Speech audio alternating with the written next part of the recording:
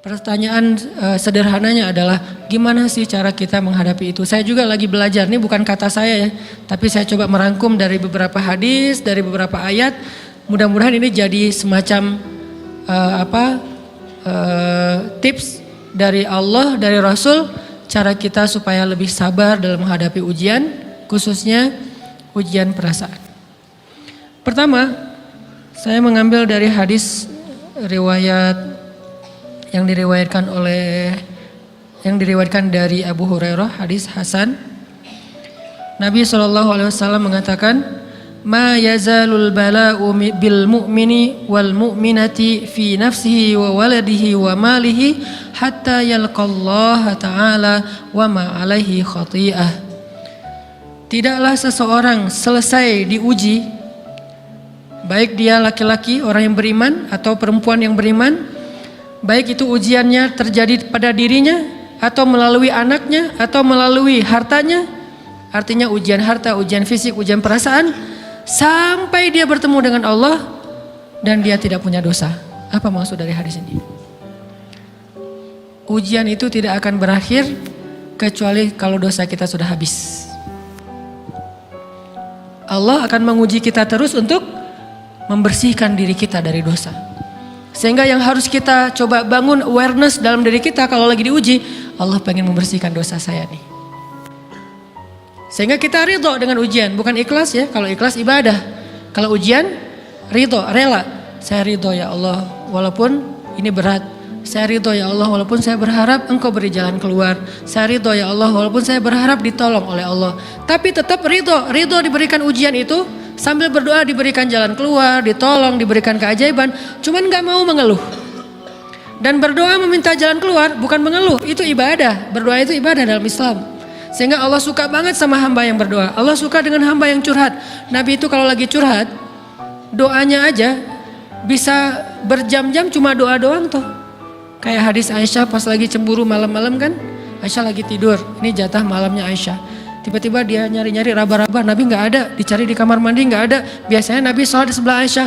Wah, curiga nih, jangan-jangan ke rumah si Fulan.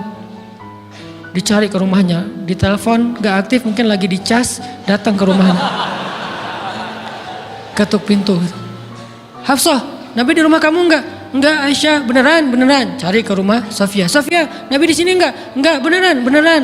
Cari ke rumah Maria. Maria di sini nggak Nabi? Enggak. Kemana ya Nabi? Rumah istri-istri yang lain gak ada. Pas balik ke rumahnya, ngelewat masjid, ngelihat Nabi lagi sujud di Masjid Nabawi, di mihrab. Dan Aisyah mendengar Nabi menangis sambil berdoa. Dan sujudnya itu seperti membaca 1 juz Al-Quran. Dan itu isinya doa nangis. Robbi. Jadi kalau kita katakan gak usah banyak berdoa sama Allah, malu. Justru Allah suka kepada hamba yang berdoa. Justru sebaliknya, kalau kita jarang berdoa atau enggan berdoa, buat Allah itu orang sombong. Allah gak suka hamba kayak gitu. Kamu gak butuh saya, sama kayak kita lagi ada masalah, punya teman yang punya kelebihan harta, terus kita kayak bingung gitu nyari kesana kemari pinjaman, dia gak dikasih tahu. Pas dia tahu dari orang lain, dia ngomong apa? Kamu gak nganggap saya ya? Emangnya saya bukan teman kamu? Kok kamu punya masalah keuangan tapi saya gak dikasih tahu, malah saya tahunya dari orang lain? Tersinggung kan? Kalau teman kita aja tersinggung, apalagi Allah.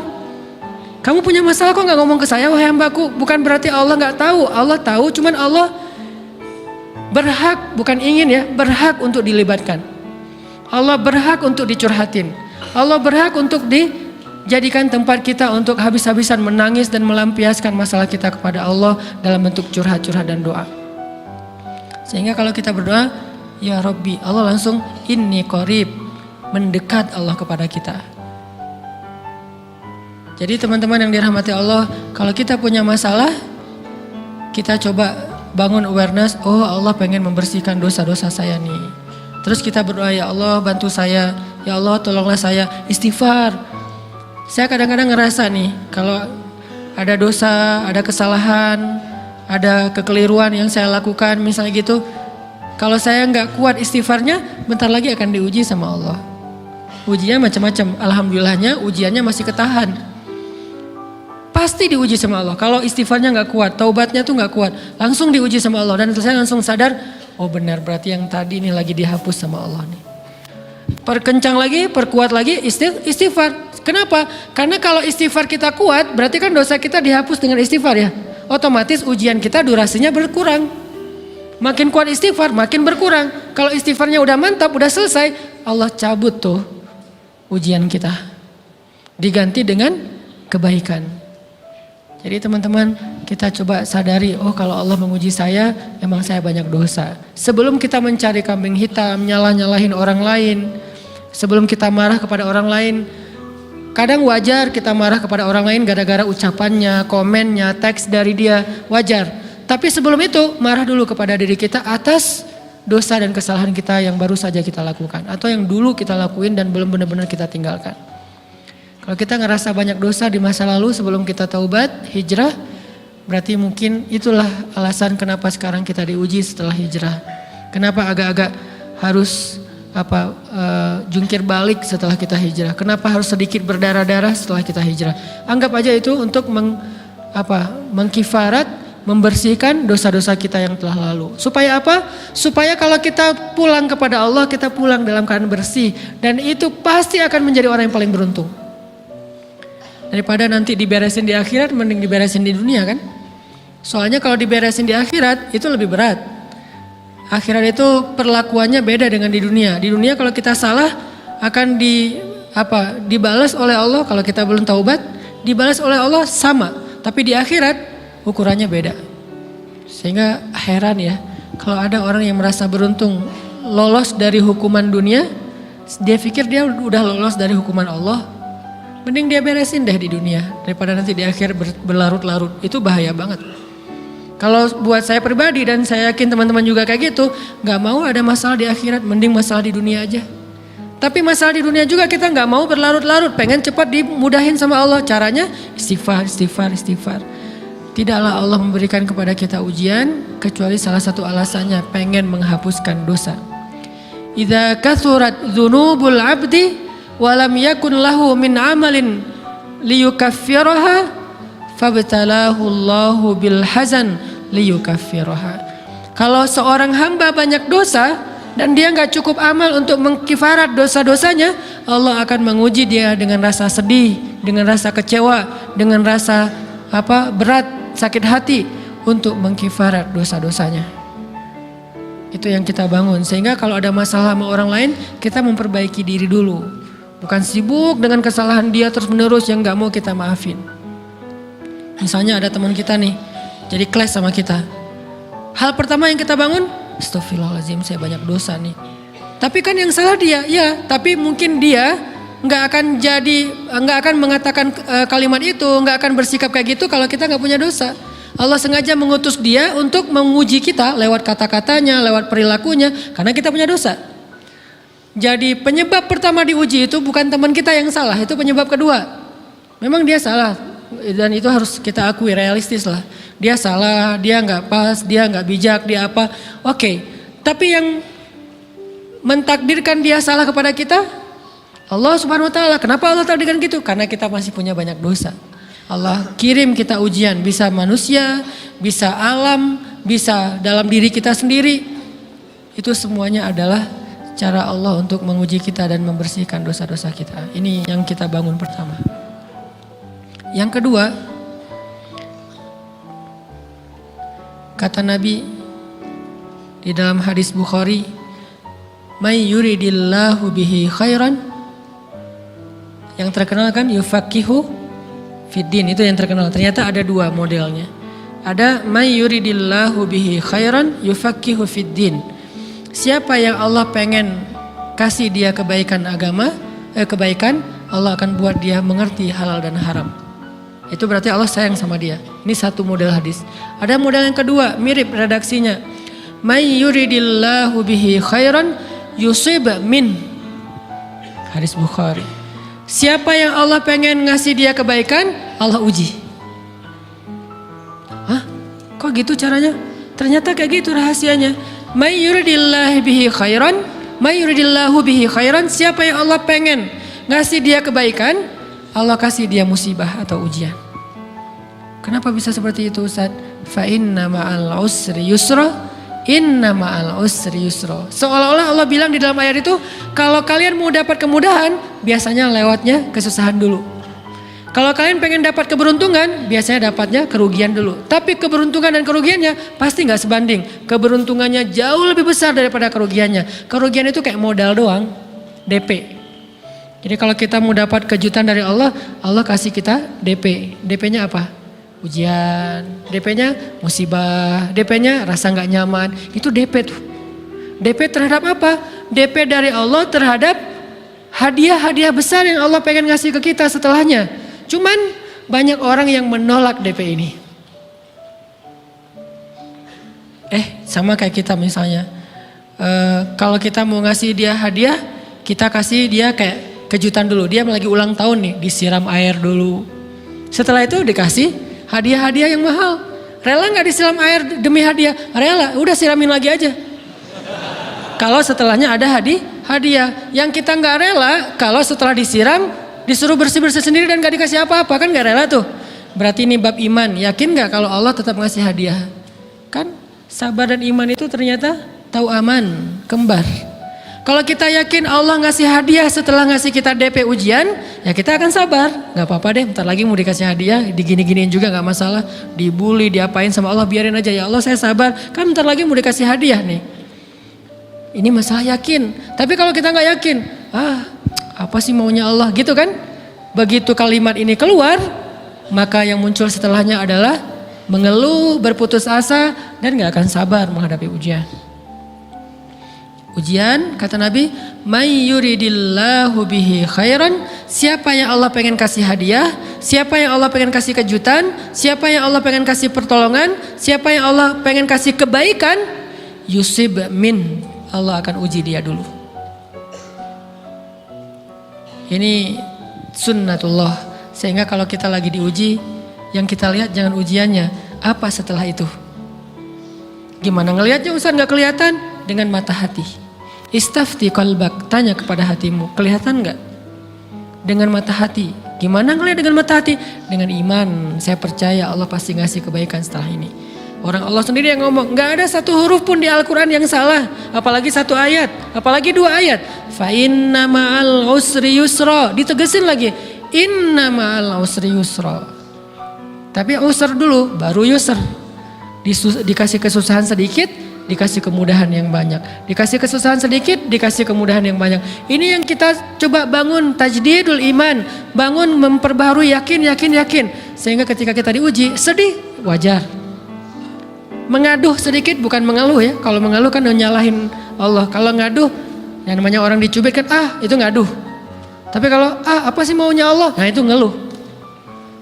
Antara mengadu dengan mengeluh berbeda. Mengadu, itu manusiawi. Sedih, itu manusiawi. Air mata bahkan bukan hanya manusiawi, itu rahmat dari Allah. Orang yang gak bisa menangis itu yang bahaya. Kalau kita masih bisa menangis, berarti kita masih peka hatinya. Bukankah anak kecil paling sering menangis? Berarti hatinya peka. Siapa lagi selain anak kecil yang paling sering menangis? Cewek. Cowok itu emang gak punya perasaan, makanya jarang nangis. Cewek dikit-dikit nangis, jangan bilang, cemen banget sih nangis, cengeng apa. Enggak, karena dia perasaannya lebih peka dari kita. Itulah kenapa Allah menitipkan bayi kepada perempuan. Kalau dititipin ke laki-laki hancur. Di balik kepekaan perempuan, di balik sensitifnya perempuan, di balik perasaannya yang luar biasa, di situ Allah Subhanahu wa taala menitipkan amanah, dia yang paling baik dalam merawat bayinya. Perempuan secara umum mungkin lebih banyak bicara daripada laki-laki ya. Walaupun ada orang yang perempuan pendiam banget, ada yang nggak ngomong sama sekali, misalnya diem-diem aja, ada. Tapi secara umum perempuan lebih banyak berucap daripada laki-laki. Emangnya ini kekurangan? Bukan. Ini kelebihan. Kalau dia berikan itu dalam hal yang tepat. Apa yang tepat? Mendidik anak. Justru karena perempuan banyak ngomong, lebih baik dalam mendidik anak daripada laki-laki. Laki-laki itu kurang mendidik, kurang mengedukasi kepada anak dengan usia tertentu karena dia jarang memahamkan. Salah hanya marah, salah hanya ditegur. Kalau ibunya jelasin, gini sebelum tidur ibunya yang ceritain banyak cerita. Saya sendiri ngalamin sering mana seorang ayah sama ibu interaksi sama anak dalam bentuk verbal. Sering ibu. Jadi menangis itu rahmat dari Allah. Gak apa-apa, nangis aja. Dan itu tidak disebut mengeluh. Kamu kok nangis sih? Kan orang Islam harus sabar. Emangnya nangis dengan sabar itu bertolak belakang? Sabar tetap sabar. Ya nangis jalan aja terus nangis. Nangis apa pakai nangisnya nggak cuma nangis doang. Emotikonnya juga nangis, berderai-derai gitu. Sampai air matanya menggenang gitu kan ya. Boleh lah. Ditambah lagi dengan visual menangisnya. Posting bahwa dia lagi tertusuk duri. Dengan postingan kaktus atau apalah. Dia pengen share ke semua orang bahwa saya sedang sedih. Sehingga nanti ketika ada orang yang menghibur dia dengan sedikit kata-kata yang sabar ya segala macam. Wah makin berderai-derai. Itu belum jadi. Kecuali dia keluarkan kata-kata mengeluh. Baru dia disebut orang yang banyak mengeluh. Berputus asa. Kalau mengaduh wajar. Walaupun ada nabi udah diuji berat gak mau mengaduh. Apalagi ngeluh. Zakaria. Digergaji mengadu aja enggak. Kenapa? Karena kata malaikat kalau kamu mengaduh sedikit aja. Maka Allah subhanahu wa ta'ala akan menghancurkan kaum ini. Dia kasihan kepada kaumnya gak mau mengaduh. Satu-satunya orang yang kita tidak boleh mengaduh hanya orang tua. Atau itu mengeluh kalau untuk orang tua. Kalau yang lain gak disebut mengeluh. Kalau ke teman, malas gak apa-apa. Jangan sering-sering tapi. Apaan sih? Ke teman boleh. Tapi ke orang tua, saja itu bukan lagi mengaduh, itu sudah mengeluh. Khusus untuk orang tua. Kalau diantara manusia. Kalau kepada Allah dan Rasul, pastinya lebih dari itu. Ketika kita diam saja, tidak langsung beranjak sami'na wa ata'na labbaika ya rabbi wa sa'daik, enggak memenuhi panggilan Allah, itu sudah disebut bagian dari kufur ingkar. Tapi minimal kita mungkin masih mengaduh, kita masih menangis, kita masih lelah, kita masih merasa lemah. Setidaknya kita tidak mengeluh. Kenapa? Kita percaya Allah kalau mau ngasih hadiah kepada hambanya, DP-nya itu ujian. Dan yakinlah hadiahnya minimal 10 kali lipat lebih baik daripada ujian itu. Minimal, karena gak ada amal soleh yang dibalas di bawah 10 kali lipat tuh gak ada. Amal soleh, amal ya bukan niat. Amal yang udah kita kerjakan minimal dibalas 10 kali lipat. Minimal, maksimalnya bighairi hisab, tanpa batas. Bighairi hisab, tanpa batas. Ada yang 700 kali lipat kayak sedekah. Tapi tetap aja ayat sedekah di akhirnya ujung-ujungnya apa? Bighairi hisab juga kan? Berarti sedekah itu minimal dibalas 700 kali lipat. Minimal. Kalau kita yakin. Selalu syaratnya kalau kita yakin. Dan saya ngebuktiin itu banget. Saya pernah ngalamin lagi jalan-jalan di sebuah kota yang ada becak kayuhnya, becak sepeda gitu ya. Jalan terus saya bilang, Pak berapa ongkosnya? 20.000. Udah naik aja 20.000. Karena kita keliling-keliling kota, ternyata saya jadi kasihan sama dia 20.000. Kasihan kan 20.000 dibayar keliling kota, walaupun pas mampir beberapa tempat mungkin dia dapat tips ya. Tapi saya nggak tega gitu, dia cerita tentang anaknya lagi sekolah, apa segala macam, makin bikin baper kan. Pas selesai, saya kasih dia 100.000. Dari 20.000 dikasih 100.000 karena kasihan. Dan saya yakin, nggak mungkin sedekah itu sia-sia. Kan Nabi bersumpah kan, demi zat yang jiwaku di dalam genggamannya, tidak berkurang harta karena sedekah. Demi Allah kata Nabi, nggak berkurang harta karena sedekah. Berkurang harta karena belanja, ya. Berkurang harta karena pacaran? Banget. Modal banget kan? Apalagi buat cowok. Tapi berkurang harta karena sedekah? Gak mungkin kata Nabi. Demi Allah gak berkurang harta karena sedekah. Berkurang harta karena istri? Enggak. Karena memberi kepada istri itu pahalanya lebih gede daripada sedekah. Makanya ngemodalin pacaran setelah nikah itu tumbuh berkah. Modal pacaran sebelum nikah itu apes. Jadi kalau pengen modal nih, ngemodalin cewek, traktir, ngapa-ngapain, bayarin, jangan sebelum nikah. Sebelum nikah jadi orang pelit aja, nggak apa-apa. Tapi setelah nikah, jor-joran ngasih, apalagi yang, bayarin semuanya. Kenapa? Pahalanya lebih gede daripada sedekah. Bahkan lebih gede daripada infak fi sabilillah. Seorang suami memberi nafkah istri, itu pahalanya terkadang lebih besar daripada kita berinfak untuk fi sabilillah, untuk korban perang. Saya heran kalau ada orang sedekahnya rajin tapi ke istrinya kikir, aneh, berarti dia gak ngerti konsep. Padahal memberi kepada istri itu selama itu kebutuhan pokok ya, dan sedikit entertain, nggak apa-apa asal nggak berlebihan, itu luar biasa. Makanya saya kalau jalan sama istri yang yang mana? Itu yang Onit suka. Oh ya, Onit suka. Kasih aja. Kenapa? Minta ini. Kasih. Selama ada kan kenapa nggak dikasih kan ya? Nanti Allah ganti. Makin rajin kita ngebayarin istri kita, ngebelanjain istri kita, makin Allah ngasih yang kita nggak pernah duga-duga. Sampai istri kita cemburu sama kita. Kok kamu duitnya banyak banget sih? Kan gara-gara aku sering ngasih ke kamu. Ya udah sini lain lagi. Mau ditransfer berapa gitu kan ya? Saya ngasih 100.000 ke si bapak. Dan saya yakin teman-teman sedekahnya pasti lebih dari itu karena 100.000 saya sebut. Kalau 1 juta ke atas saya nggak mau nyebut, malu dong, ria ya.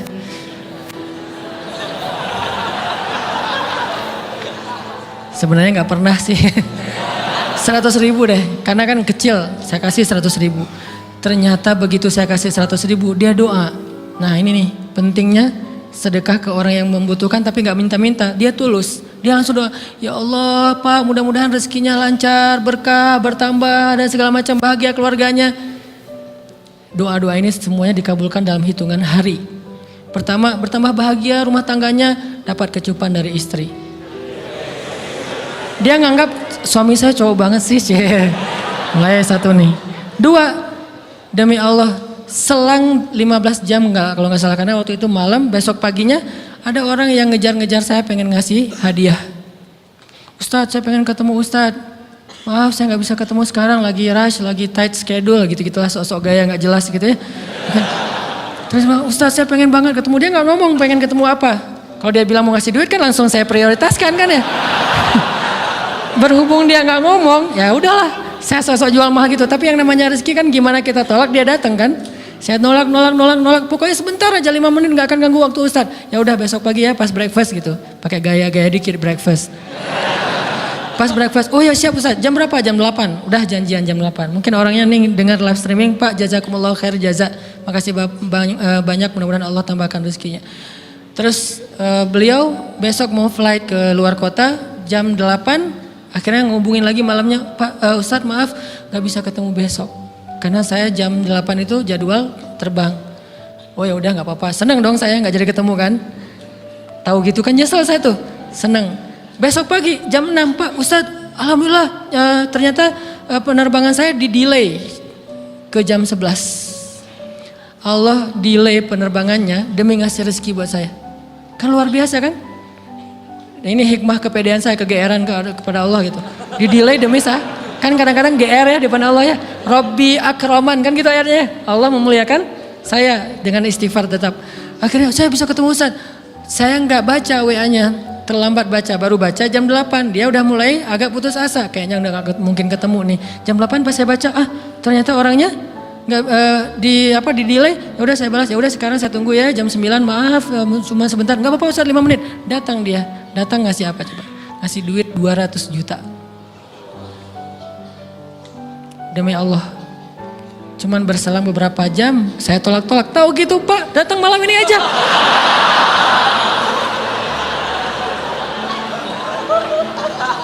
Harusnya malam itu juga saya cari orangnya. Kalau perlu saya yang nyamperin Bapak. Sherlock, saya kejar.